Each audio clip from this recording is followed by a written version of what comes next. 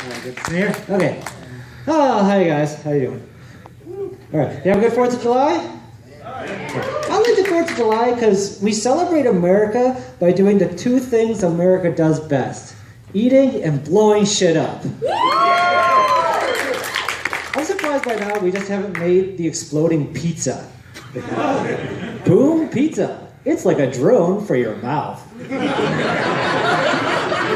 We had a surprise taste test for an ISIS member, and it's official. All 500 pieces of them love Boom Pizza. I was watching some YouTube clips of parkour, which is French for concussion.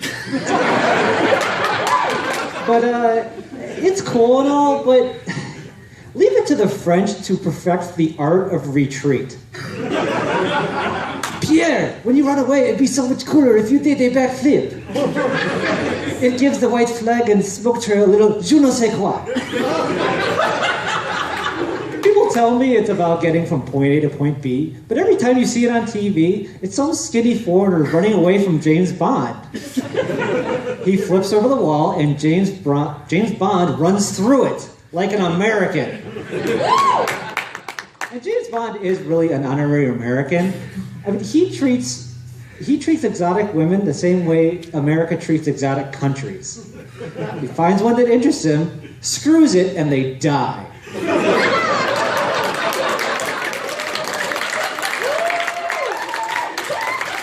So, I got interested in the American election coming up, and it always just makes me wonder, do you think we've ever had a furry president?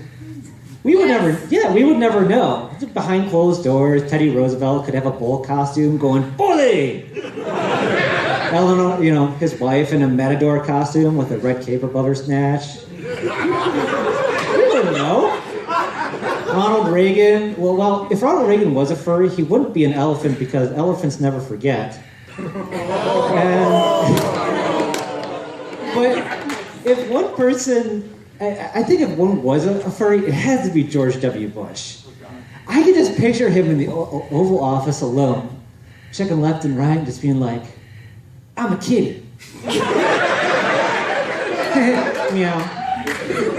Iraq is my personal sandbox. When he gets out, Obama, clean up my shit.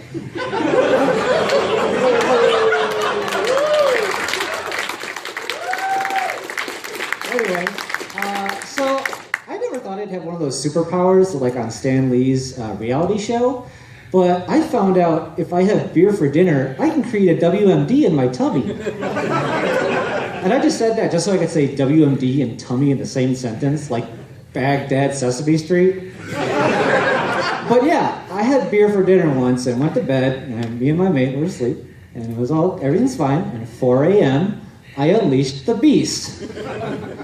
Now I've had bad farts before. This was a whole new animal. I wake up, and Alkali is hard to wake up, I'll try to shake him awake, and I'm just like, oh, don't wake up. He just bolts up right away and goes, did you shit the bed? It permeated through the whole house. This was a natural disaster. We had to open up every window. So now, whenever he sees me even hold a beer, he just looks at me. Like a Vietnam vet looks at an Asian businessman.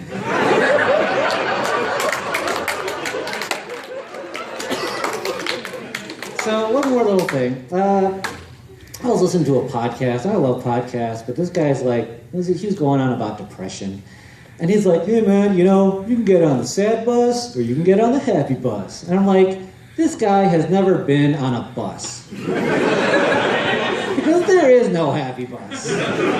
You've been on a city bus, it's like a rolling hate Twinkie. And you're the filling.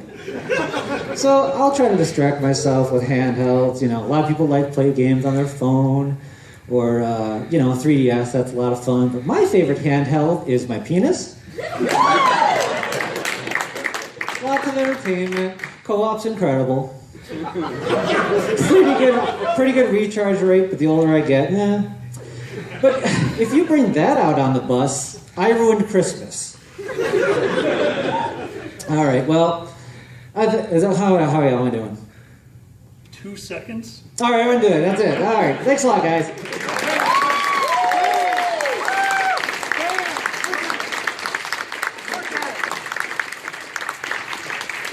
That is 5 minutes, no seconds, 0.87.